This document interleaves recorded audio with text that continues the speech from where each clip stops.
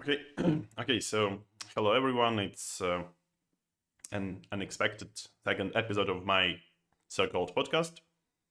As you know, a lot of things happened, this year and especially like last month. Uh, I wanted to, you know, be just in time to record something during this year. Yeah, like to maybe a little bit to leave it behind. So let's get going. Starting with the Rapid and Blitz World Championships. Yeah, and I basically came back home just today. So it's still uh, really some fresh emotions, some new expressions. Yeah, so first of all about the results. Once again, Magnus proved to be really good at this tournament, at these events, and overall, I would say he had a very hot streak at December. Yeah, so he won in Toronto, and he played quite well in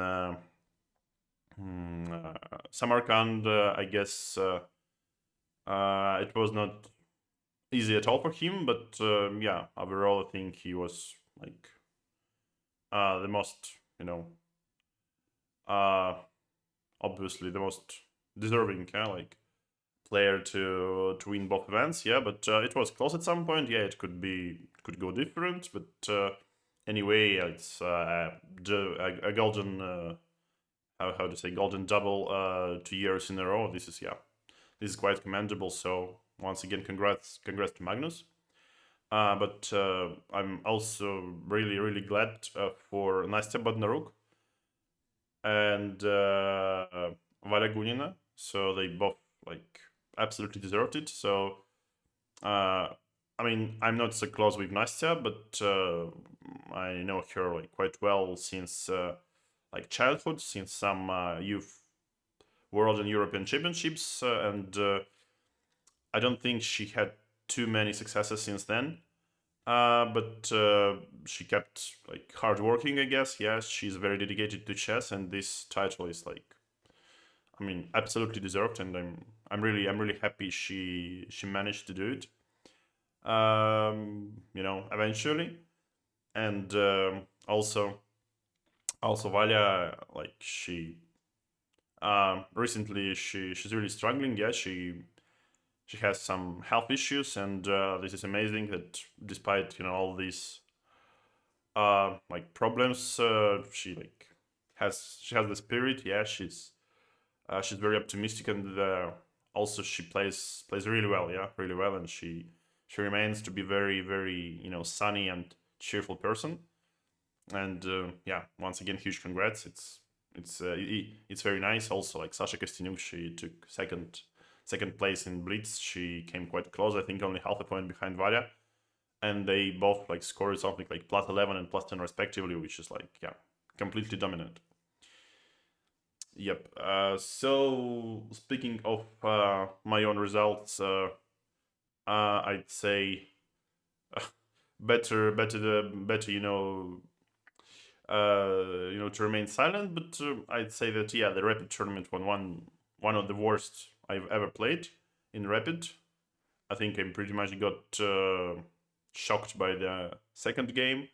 Then I got probably outplayed by 2000 rated player, yeah, like young player from Kazakhstan, which was like, yeah, something I didn't really expect to happen. So I eventually the game finished in a draw, but I mean, yeah, it was quite shocking. And since then, okay, I think I couldn't really find my play till the very end of the tournament. I mean, okay, I made it to +4, but okay, then lost the last round. But I mean, in Blitz it was much better, but yeah, still was far from excellence. I failed to convert a lot of winning positions. Okay, sometimes I also was lucky, but I think, yeah, I underscored like a little bit at Blitz, but yeah, due to different reasons. But when you speak about like the conditions and speak about the form, there is like some good form, let's say bad form, then my form in rapid, and then in the evening you check some sports results, of English Premier League, and you see Manchester United, so that's always an inspiration, like that. Yeah. By the way, wishing Man United like speediest recovery to their usual level. And this was quite brief about the tournament, but a lot of things, you know, related to chess and not really related to chess happened there. So I got, I am perhaps unreasonably active on Twitter, but looking at some at some other guys, okay, Twitter is pure enjoyment. I think even Wesley joined Twitter for quite some time, yeah. So let's start with the thing about the launch. So the private room to have some rest. This has some surely this has some history. This wouldn't happen out of nothing. So the thing is, I guess I didn't really care that much about this until 2018. It was World Rapid and Blitz in St. Petersburg, and it was like in a big St. Petersburg Manege, which is like rather big building, big exhibitional complex.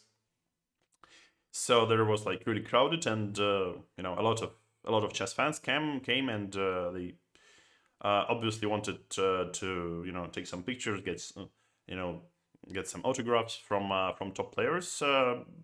Surprisingly, including me. Yeah, I mean, I was not that recognizable, I guess, back then, but I was perhaps one of the top Russian players, but no more.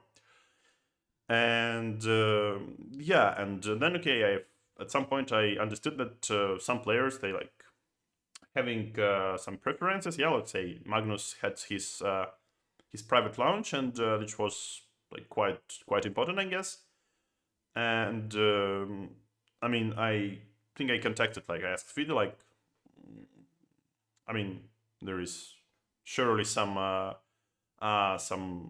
bonus, some bonus things for Magnus, like having his personal board at every event. But okay, this is well known to be a contract with NRK, which was I think signed in the times of World Chess.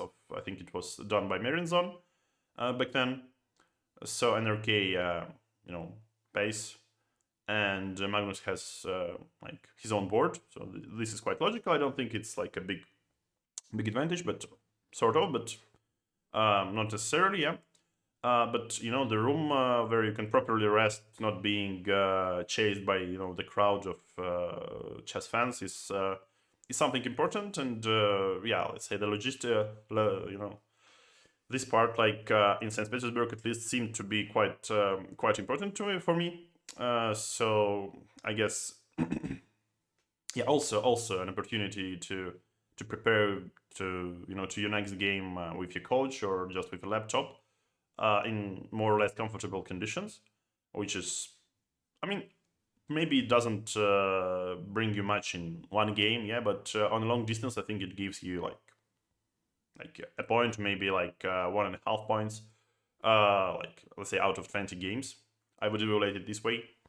So let's say the next year, I also didn't have like some. I don't think I had a coach in between the rounds. Yeah, in Moscow Rapid and Blitz, but at that moment I also like sort of I think I qualified to the candidates, and I asked like, okay, if there is a room for there is a private room for Magnus, then maybe okay, at least I can bring my friends to some VIP room, so they can also follow the games and so on. And yeah, they basically accepted. So I think then I understood that Magnus is not the only one who has this room. I think in Moscow, I'm not sure about St. Petersburg, so I won't state that. But for sure in Moscow, Hikaru also had like it was sort of like VIP room, like feeder room or whatever you call it. and inside the VIP room was super VIP room, a smaller one for Magnus, and I know his dad and I think his girlfriend, and also in the usual VIP room it was Hikaru with his among other guests, yeah, let's say, was Hikaru with his long-term helper and friend Chris Littlejohn. I think they used to prepare to the games there. So, yep, I guess I understood that it's not like the such a unique facility. Yes, so basically some players just ask and they ask and they receive. So in 2020 there was COVID, so there was no World Rapid and Blitz, and in Warsaw in 2021, I guess I also negotiated with FIDE about this, and they said, okay, there will be like a big stadium and a lot of lounges. That's how like stadiums are built. Yeah, so like some. So for those of you who visited some sports events, you probably know what I'm what I'm meaning. Yeah, a lot of big like VIP rooms. So I think the biggest one was for the Poland national team, and a lot of like, let's say, roughly top 30 players or something. Yeah, like they had also an opportunity to. Okay, it was also like COVID times. Yeah, so it was like some COVID restrictions. So it was quite logical. And then yes, I think at that moment in 2021 I used the opportunity, so I came with my second and was quite useful, in between the games to prepare. I think I did quite well in the rapid section, sharing the first place with some other players. Yeah, like so. I think it really matters. I guess yeah, it was plus 6 me, Magnus, Nodorbeck, and maybe Fabiano, if I'm not mistaken. Yeah. So it was 2021. So let's say I can remember I shared the room with Hikaru and Alireza. So everyone was with full ammunition. But sadly, the last day was shocking. The last day of Blitz, that Hikaru suddenly, it turned out that Hikaru got COVID, if I'm not mistaken. And yeah, like I was sitting the next chair to him for quite a long time, and yeah, this was a little bit an awkward moment. But all well what ends well. And okay, like 2022, I think Magnus had his own room in Kazakhstan, in Almaty. Hikaru had for sure his own room as well. And also, let's say, as current challenger, I asked for something like this. Basically, I was rejected, but okay, they say, okay, you can go to the feeder room if you want so much. Yeah, like. And yeah, I think we did the same way. I came with my second, and it was like sort of like VIP feeder room, but it was like not quite the same as like some private room. A lot of people willing to take pictures, to talk. So it was not it, but anyway, it was all right. So coming to the current to this year, I mean almost last year, yeah, to this year championships, I also asked FIDE, and FIDE said that okay, finally there will be no preferences for any players. No one will get any like private conditions. Everyone will be equal. All right. So I like was they did they just what they did, they ensured me that that's like the new state of things. All right. And actually playing the first day of the World Rapid, I got a little bit angry because I saw that okay, it's still like no one has any access anywhere, but no one but Magnus. So this is quite understandable. Of course, a lot of people are like chasing him for a picture or for an autograph, but once again, I wouldn't say he's like the one and only. In that matter, I mean, of course, he's like the most wanted, let's say, but I would say that whenever I would come to the lobby, like not like players' lounge, but somewhere outside of the playing venue, you had to breathe some fresh air or go in some other direction. Of course, I would be also immediately chased by chess fans. I mean, it's nothing wrong with this with this at all, but sometimes in between the games, especially like not after your like not so successful games, you want to to get some some solitude, yeah, let's say, yeah, like to relax a little bit, to release the stress. But it's very hard when people are like all like taking selfies, asking this or that, and so on and so on. And yeah, this was quite annoying because actually the players lounge was probably a little bit too small for all the players. So I think it was like about 300 people, especially at the first day, yeah, when they insisted us to leave the playing hall after the game was finished. So everyone went to the players lounge, and players lounge was like overcrowded basically. It was like not so pleasant at all to stay there. So I mean, I was a little bit mad at that point, and I think rightly so. And yeah, and the official reply, okay, that's how this tweet came, and Feed answered in some weird way, or basically without answering. So, all right, like maybe some players were invited to the official Feed room, which basically like is the same situation that was like a few years ago in Moscow or maybe St. Petersburg. So basically, there is nothing new. So there was some special condition, and I guess considering this year's, you know, far from perfect organization, it was well. I don't know how significant is this, but yeah, of course, this is some sort of advantage. Yeah, like would you call it fair or unfair? But I would still prefer to see all players being like treated equally in terms of the sports part, because I think this directly affects you. How do you play? So if you are like well rested or not so well rested, if you are prepared for the next game or not, and so on. So this is a part of the launch. Let's move on to the next part, to the dress code. Just here I'll try to be, uh,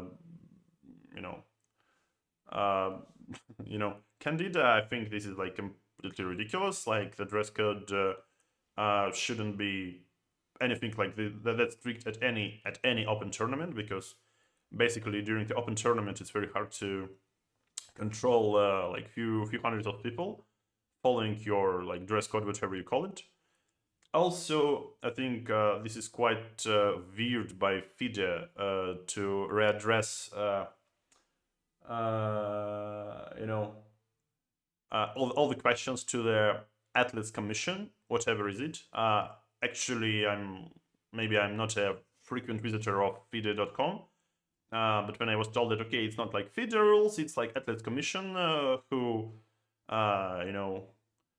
came up with this dress code for this year, and all questions you go to bring all your questions to your fellow colleagues.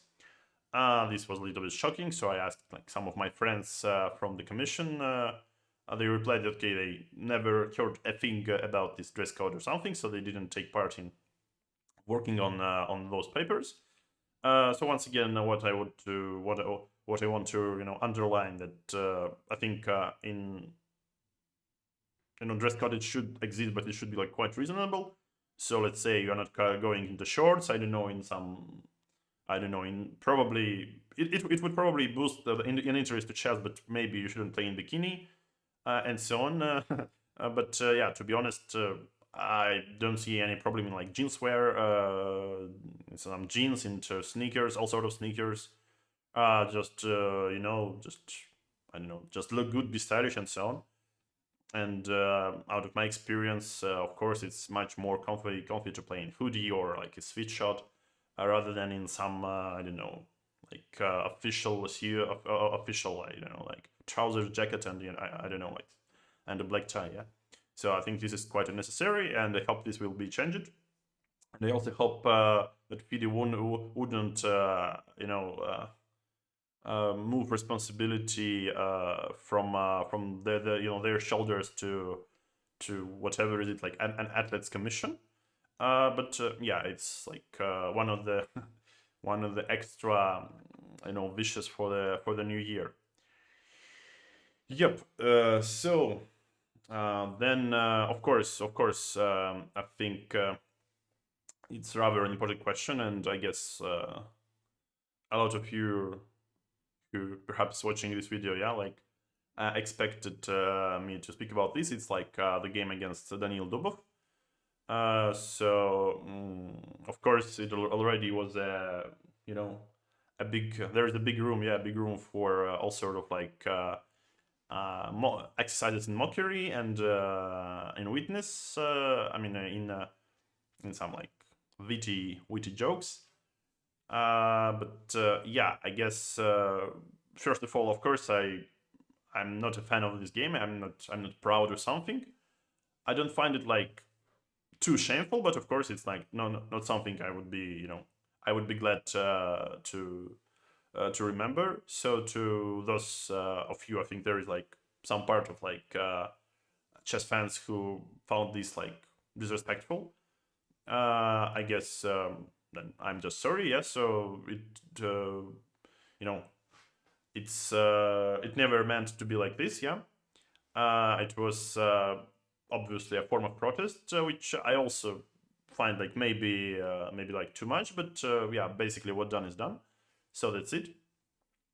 But somehow, it turned out to be quite useful, I guess, that game for chess itself. And this is the topic I would really like to discuss right now. And like, okay, first of all, let's come up with the like arbiter decision. I think this is like quite fair. Like, I have nothing, no problem. So obviously, then okay, all those moves were played. I understood there is like a good chance of being fined in this or that way. So the way he decided to act is, I mean, one of the possible ways, I guess. But there are like several moments, like he didn't do this right after the round. Yeah, so I think it was quite necessary to do it like immediately. So he waited until the day would be over, and then like at 10 p.m. It was already like too late because okay, a lot of too long breaks during the day, and then he suddenly like said, okay, like I deduct like half a point from each of you. Well, my micro is going somewhere. Uh, so you play this game like 0-0. You can write an appeal and so on and so on. And basically, we both, me and Daniel, stayed for like another like 90 minutes or something, which really didn't help. I mean, anyway, like Daniel played brilliantly the next day. I played decently, but not too well. But I'm quite sure it didn't help, like in terms of like recovering from the round. But whatever. So first of all, yeah, it should have been done like right after the round, or this is my this is my position. But also, what I find quite weird that yeah, I'm pretty much agree that whatever is it, like, is it a form of protest or if it's just like a fixed match or something. This like there is all wide range of sanctions arbiter can imply on players. But I guess it would be way more fair to use the same against all people who did the same, yeah, like who agreed for a draw. And as far as I mean, before the game, and I guess there are like quite many games. So it's not necessarily like the 3 moves draw or 2 moves draw, but especially in like several like last rounds of every event in the top seed group, like among the leaders, some people are just trying to stay in the like prizes. Yeah, so no one's to become a bubble boy, yeah, like in poker. So they just start to negotiate, and even sometimes this happens. Let's say when we speak about the games for medals, and yeah, I guess this tournament was not an exclusion. So as far as I don't know of any cases of applying penalties to any other players. I guess it comes only to to the moves we played, which is all right. Some find it funny, some find it disrespectful. Basically, what done is done. I mean, of course, obviously, it was like maybe a little bit too much of a mockery, but it was never like a mockery for a mockery only. Yeah, like it served some other purpose. So let's say that day, the glorious appeals committee, it took them 1 hour to decide like if they should continue the game. Then some of the players lost on time. I mean, yeah, I think it's a nice precedent. Yeah, like so, someone applies. All right, okay, I lost on time, but I don't accept it. I mean, okay, I disagree. Yeah, so I think the game should be played on for a bit more. Yeah, so like give me back my time. Clock is like clock didn't work and so on. But this is like part of the game. Yeah, like everyone knows. So let's say I think last year I played a game against Magnus and. I think he pressed the clock having, let's say, 1 second, but it was like maybe some in between 1 and 0, and it was like maybe closer to 0. So it was like minus like 000 on his clock by the moment he just pressed it. Yeah, so like, but I can't recall him appealing for the result. Yeah, so I think the situation was slightly different, but like the time didn't add or something like this. But yeah, I guess. Very unfortunate moment, but obviously this is not something you should discuss for 1 hour, yeah? And also what was quite amazing, in a bad way, amazing, that, for example, women's tournament, who had no problems with the appeals, and who had the pairings ready, they could play, I think, 2 rounds during this time, and maybe they had something like 2 rounds or 3 rounds left. So like our dear ladies, they just were waiting as well as all other players, so which is, in my opinion, just ridiculous. Yeah. Also, I wouldn't say that that day any. Maybe it was just a bad day for organizers, yeah, and for technical team and arbiters, but yeah, it was anything but swift from their side. So obviously, then I mean, have like, I guess like 2 rounds to go, and it's already like I guess 9 p.m. and basically something like half an hour ago, you should already have had your like dinner and go to rest. I mean, this is really annoying, and yeah. So once again, I'd like to apologize for especially then people for I like to apologize, like if people find this disrespectful. This never was such an idea, but yeah. But somehow, like this game, raised a lot of questions, a lot of important questions. I would never think I would address. So first of all, like draws and quick draws in chess, that's quite interesting. Because the situation is such that I would say 99% of players they had those games like from time to time.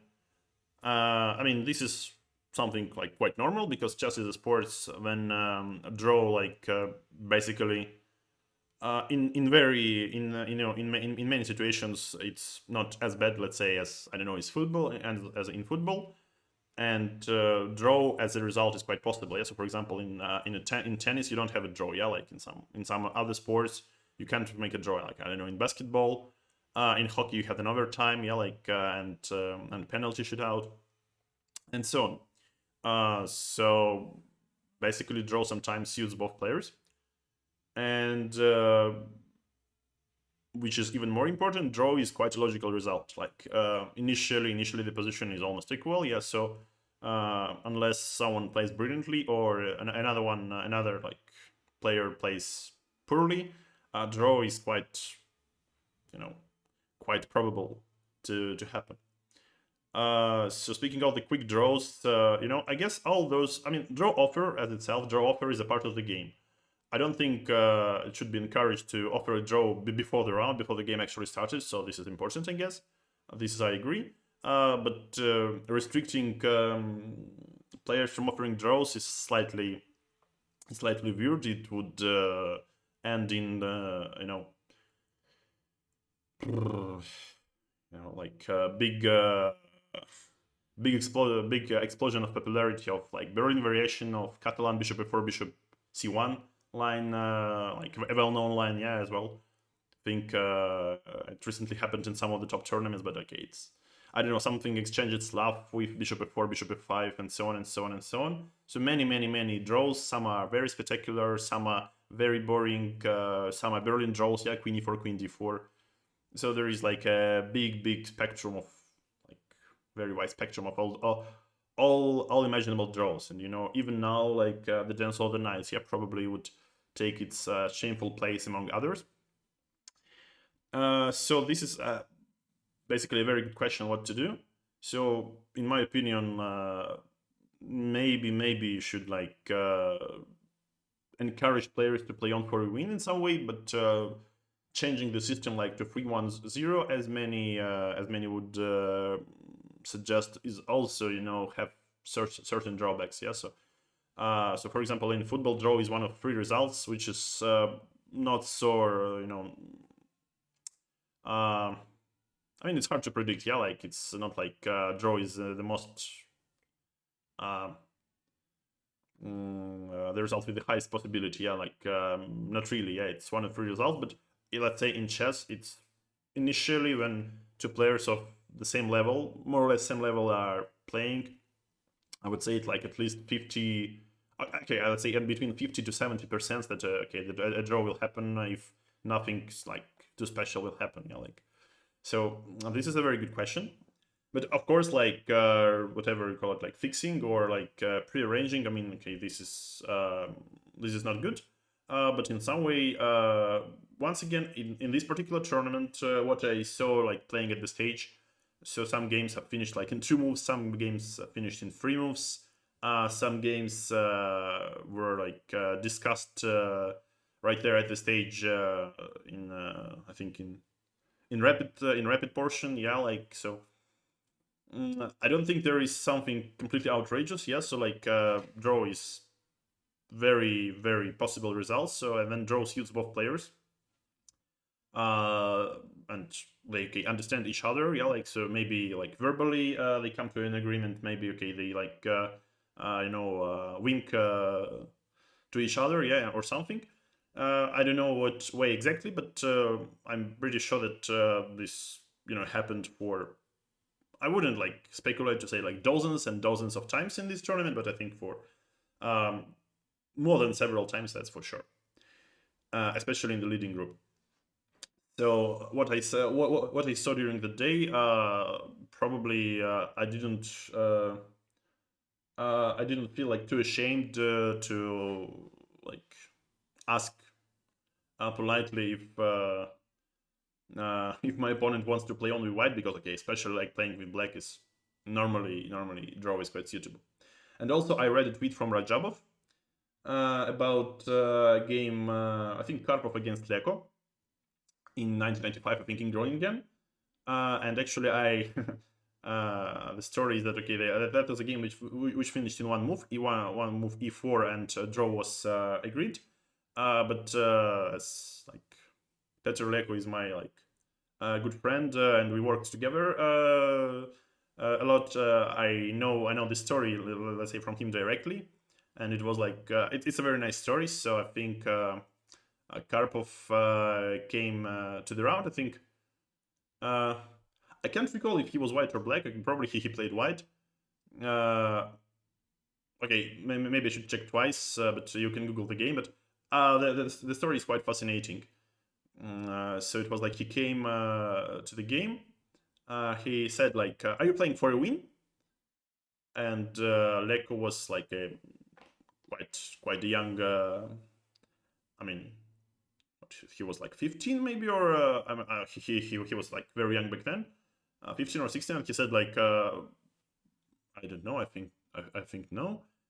And Karpov said like, "Very well." So he signed the score sheets, like draw, and and basically went away.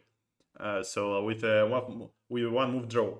But this had a very deep meaning because I don't know about how it's now, but back then all games which finished before the move 5, they were not rated.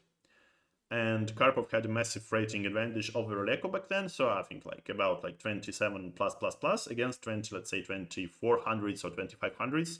I can't really recall. But okay, this game was not rated, so basically he just had a quick draw, which was fine for the tournament standings and which didn't harm his rating at all. Yeah, so this was like a very funny story from not such a like long ago times. So this is like one thing, yeah. Like, so what to do, like in general with draws, which are suitable for both players, yeah. Like this is, let's see, because like, I think like Sophian rules they will just bring more Berlin games to the stage.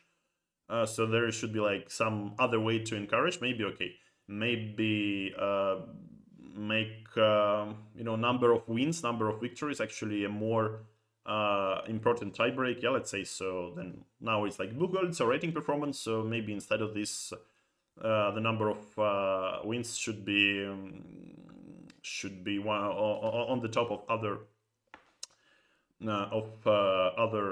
tie breaks, which basically makes 1-1,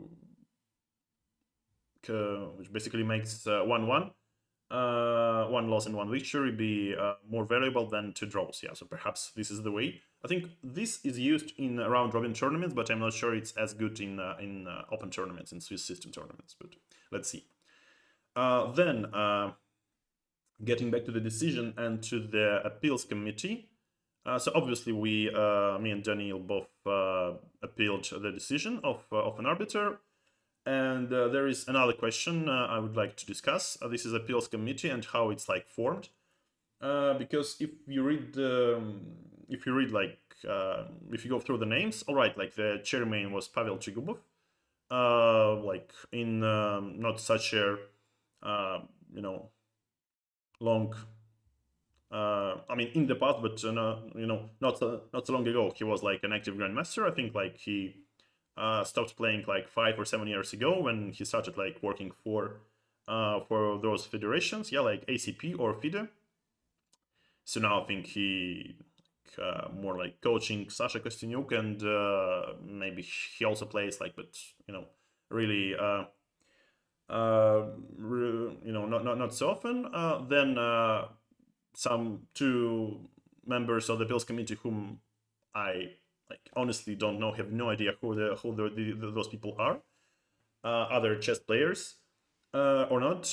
I hope they play chess, but I'm not quite sure. And then the reserve members were Emil Sutovsky and Dana Reznice Ozola. But the thing is, all of these members doesn't matter if they're like good players, bad players, active players, inactive players. All those guys and the lady, they are all members of FIDE. Everyone is FIDE official, and this is, I think, unacceptable because no matter if your appeal is good or bad, you are not going to face, I think, too much of objectivity. Because I don't think like the FIDE official will cancel the decision of another FIDE official, like any arbiter or something. Yeah. So last time I appealed something was the World Cup 2015, I guess, in Baku, the infamous match against Nakamura. And after this match, some of like nice rules were introduced finally. Like let's say like the touch move was strictly observed from from that moment, basically, and I think adjusting your pieces were not encouraged anymore, like especially during the time of your opponent, and some other minor changes. So I was like sort of in suffering for the truth back then, and in some very peculiar way now, like having at least like this half a point penalty for some important questions to arise. Yeah. Okay, whatever. But yeah, what I'm trying to address is that appeals committee should first of all shouldn't be shouldn't consist on like the FIDE members, FIDE officials only.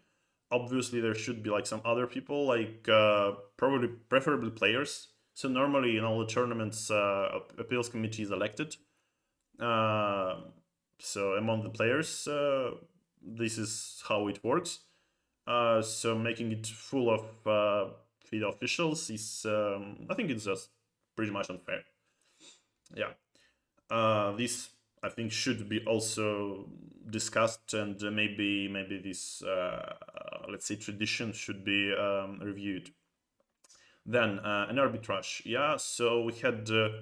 I think Ivan Sirovi was the chief arbiter. I'm sorry to say, but I have no idea who is this guy is. I have seen him the first time. I saw him like the first time in Samarkand. I have never heard of him being an arbiter in any major tournament. So perhaps he works at some Olympiads, but I'm not so sure. So he's like, a tall guy, easy to recognize.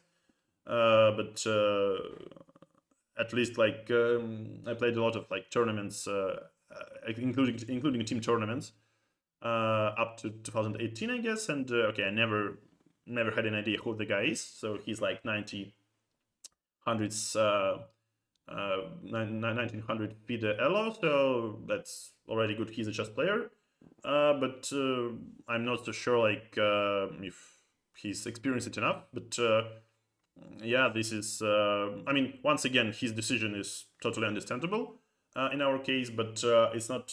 I cannot understand why isn't it like is it a hypocrisy to penalty players, as we can see from the official decision of the arbiter, for the sequence of moves, and not for the fact of the draw, but for the sequence of moves. So maybe it was like a little bit too much, which I probably agree with, but this was the point actually, to make it a bit too much. And also I really disagree with the paragraph they used. I think they addressed it to 11.1, which says like, don't put chess into distribute. All right, this is quite fine, but I'm not sure if a chief arbiter is here to decide what just puts chess in distribute or what's not. So I'm really puzzled. And also, let's say in my appeal, which I sent to the appeals committee in an official letter, I addressed to some different different things. Like I think I had like 4 main points, but it was like quite funny to read that in return, they basically had nothing to answer on my arguments, so they didn't want to answer. They just wrote, okay, that this point is irrelevant. All right, so this is you like. Also, like, I think this is very dangerous practice, as well as saying don't put chess into distribute. Well, all right, but please specify. If it's a prearranged draw, all right, then please don't use the dual standards. All right, there are like numerous games which are prearranged in the same tournament, and you don't act. Or if you don't like the move orders, then all right, but or maybe you don't like the move quantity, but please specify. Yeah, so this would be, I guess, quite helpful. Not to, to keep up to some logic, but yeah, that's it. And this is pretty much it, I think, on the part of the game. So I feel really sorry for Daniel that he missed this half a point to make at least a tie break for the Blitz title. I guess he played really well, but who knows? Maybe, as he said to me, maybe it was the thing which motivated him to play really well the next day. Perhaps, but anyway, in this course, he really missed this half a point, and okay, actually I also did. So at least I would be in some contests for the top 3.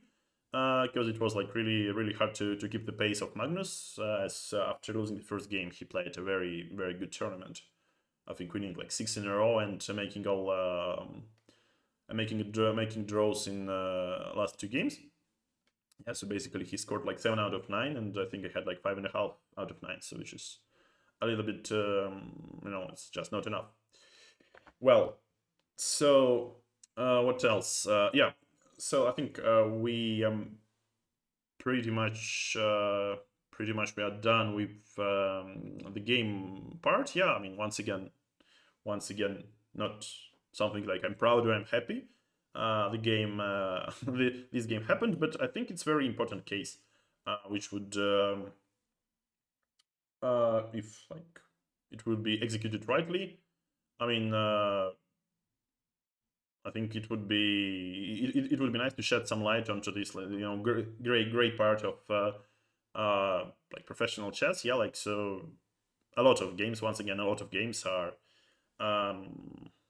sort of when a draw is all right for both players. They look like this, or okay, not like this, like in terms of horses. But yeah, I guess it's a big thing, and yeah, we should think what to do with this. Once again, not like I'm encouraging anyone to to prearrange draws or something. Yeah, but at least in my opinion, this is not as outrageous as like fixing a decisive game. Yeah, which unfortunately happens as far as I know. Yeah, so but yeah, once again, don't do this at home. Then what else was in December? I guess it's quite important to speak about candidates qualifications.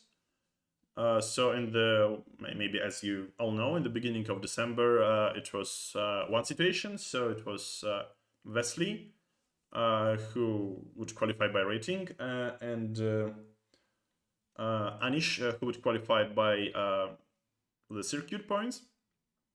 So first of all, I'd like to criticize the idea of qualifying by rating in terms of this is only one rating list which matters, like the 1st January of 2024.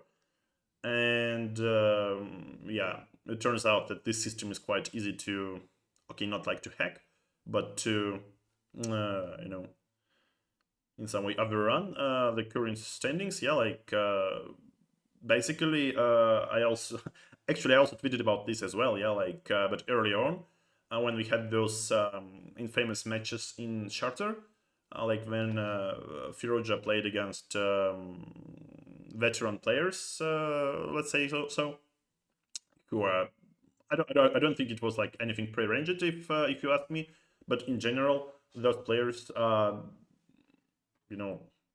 not really capable of fighting with such top tier player. Yeah, like on equal terms. Yeah, so that's no surprise he performed so well. And yeah, maybe the last round game was slightly weird. Then Fedorchuk agreed for a draw in almost winning position, but okay, perhaps he evaluated it differently. So, well, I think it was very important. That's actually the duty, a direct duty of FIDE to interfere in such cases. But since they didn't do anything about Chinese tournaments, I guess I also it will be a podcast with me and Greg Mastreader. I think it will be published in January. Then I also highlighted this topic, so I don't want to elaborate for too much. But clearly, then there was a case which led to no consequences for the organizers, for the players. I mean, yeah, okay, these tournaments, qualification tournaments for Dink, they looked like pretty bad. But FIDE never, I mean, okay, it was screamingly suspicious, but FIDE never interfered and just, I mean, we all know where did it lead, like chess, including me. But let's say in a way, I paid my price for, also being silent. So I thought like maybe Maybe the only good moment to speak about this would be winning the match and then speak my mind openly.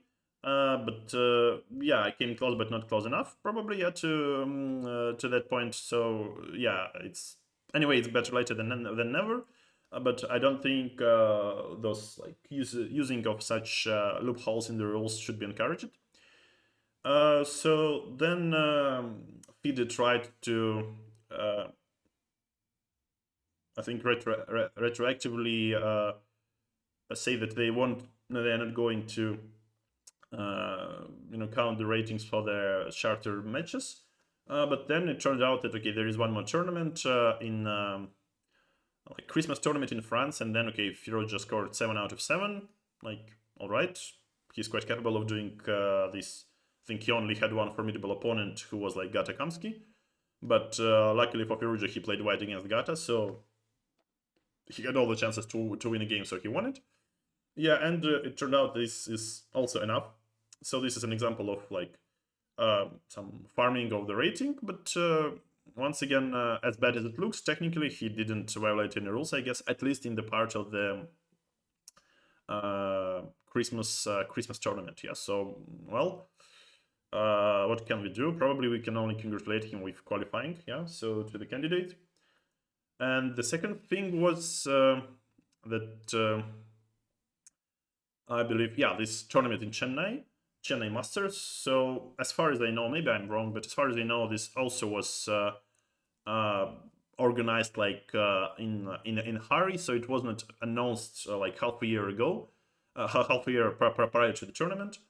And this is, I think, quite important because this tournament was a part of the circuit, and also the circuit system clearly needs some corrections because, for example, as far as I understand, this tournament, like with 8 players, was counted nearly as it had as many points to play for as, for example, Vaikanze, which is like completely incredible, like unthinkable to compare those two events. Yeah, like for example, Vaikanze is like one of the toughest tournaments, like of 13 rounds, and this one was 7 rounds with way more modest lineup, I would say. Yeah, so no Magnus, let's say no Caruana, no Ding, and so on. But it's pretty much the same amount of points to play for.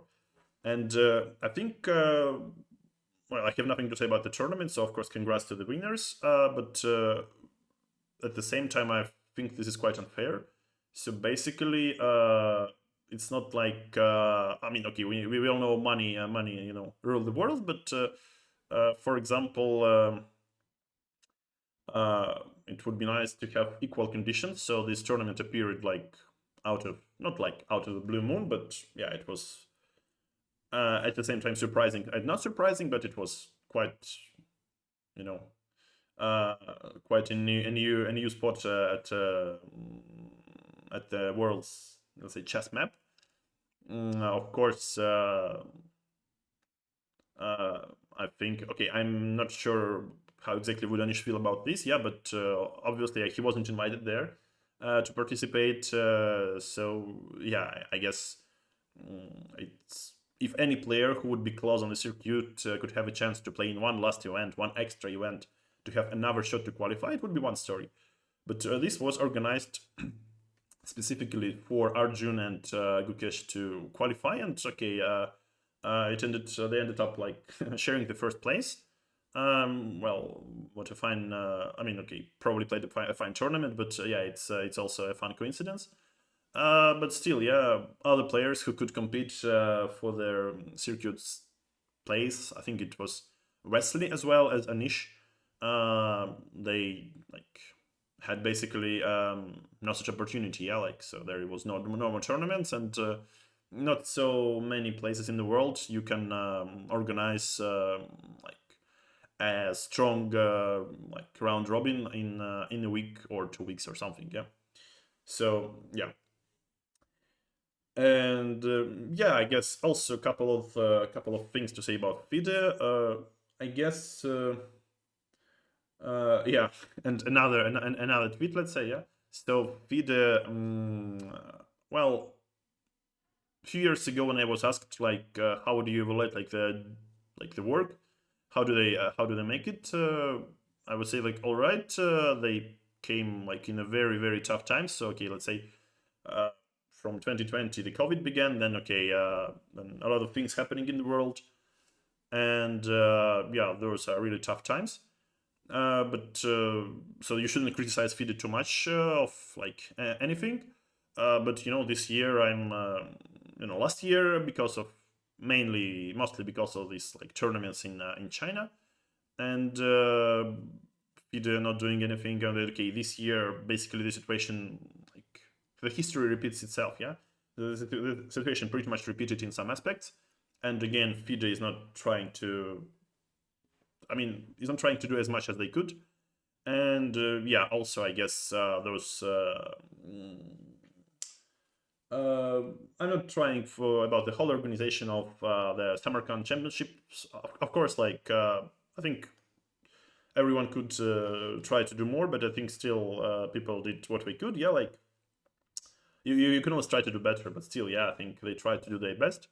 But at the same time, the announcement of the tournament. I mean, even the announcement of the tournament. Yeah, like when it comes to, for example, early in 2023, it was a rumor. All right, it will be in Uzbekistan. Then, like I don't know, midway of the year, like in the let's say June or July or maybe August, they said, all right, probably it will be Abu Dhabi. Then for a few months it was unclear if it would actually happen or not. And then I might be mistaken, but I think it was in November. All right. As we said previously, it will be in Uzbekistan. Okay, very nice.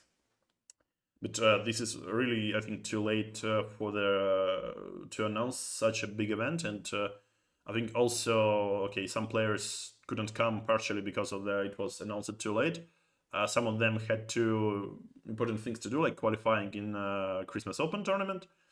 Yeah, but anyway, I would love to, like, as a professional chess player, I would love to know these things a little bit more in advance than like 5 or 6 weeks before the thing happens. Yeah. Yeah, I guess yeah, this is pretty much it. Yeah, all right. Yeah, also okay, this some December brought us some weird decisions by FIDE as well. But what to do? That's it. That's the world. So I think that's more or less it, which I wanted to discuss in the video. So, dear friends, it's actually it's almost 6 p.m. It's almost 6 p.m. now in Moscow. Yes, so it's 6 hours till the new year. I want to wish you all a very happy new year, cheerful. Want you to be healthy, happy, successful. I want you to meet some wonders in your life. I want to have some great adventures, and hopefully all those adventures to be with a happy end. Thank you for watching this podcast. It's like only the second edition, only the second episode, and I'm not sure like the third will come out eventually. Next year, or maybe we should wait for the full year, to for me to to record another episode. But once again, I would like to wish all of you very happy new year. Let the upcoming year be better than the 2023, the year of dragon. Hopefully would bring you some warm, some nice emotions, some good meetings, some, I don't know, like new friends, and so on and so on. And take care and best of luck. Bye.